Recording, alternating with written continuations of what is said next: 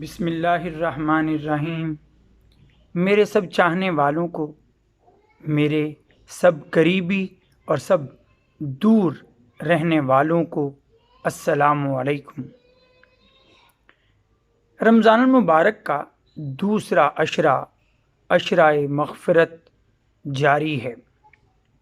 جیسا کہ یہ نام اپنے اندر ایک معنی رکھتا ہے، بخشش کا معنی، تو اس دوسرے عشرے میں ہمارے اعمال بھی پھر وہ ہونے چاہیے جو ہمیں اللہ تعالیٰ کی بخشش کمانے کی طرف لے کر جائیں۔ اس بخشش کو حاصل کرنے کے لیے میرا اور آپ کا طرز عمل کیا ہونا چاہیے، ان آنے والے چند دنوں میں آپ کے سامنے یہی گزارشات میں رکھنا چاہوں گا۔ آج سب سے پہلی بات کہ عشرہ مغفرت اگر ہم اس کا نام لیتے ہیں تو پھر ہمیں مغفرت طلب کرنا، مغفرت مانگنا، بخشش کا طالب ہونا اور بخشش مانگنا ہمیں آنا بھی چاہیے۔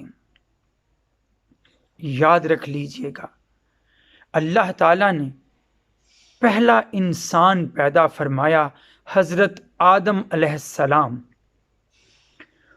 ان کی تربیت کی، انہیں جنت میں ٹھہرایا۔ شیطان کے بہکانے پر انہوں نے پھل کھا لیا جنت کے اس درخت کا جس کے پاس جانے سے اللہ نے منع فرمایا تھا۔ پھر اللہ نے انہیں جو کلمات سکھائے، سب سے پہلے جو دعا مانگنا سکھائی، اس میں الفاظ دیکھیے گا، ربنا ظلمنا انفسنا وان لم تغفر لنا وترحمنا لنکونن من الخاسرین۔ اللہ نے جو دعا سکھائی حضرت آدم علیہ السلام کو، اس دعا میں بھی سب سے پہلے استغفار کرنا، بخشش مانگنا سکھایا ہے۔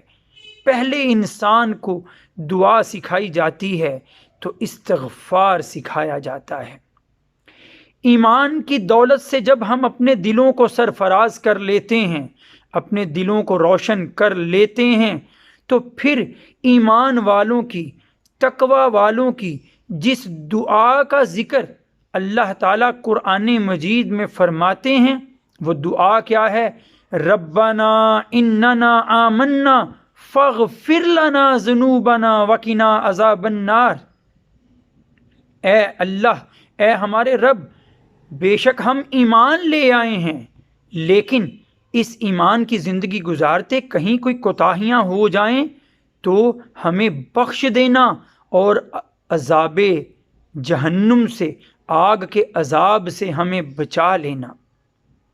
اللہ جو دعائیں سکھاتا ہے اس میں استغفار کا لفظ کثرت سے آپ کو نظر آئے گا۔ آپ قرآن مجید ہی کھول کر دیکھیے، جہاں ایمان والوں کی دعا کا سورہ بقرہ کے آخر میں ذکر ہے، وہاں پر ایمان والوں کو جو سکھایا جاتا ہے وہ کیا؟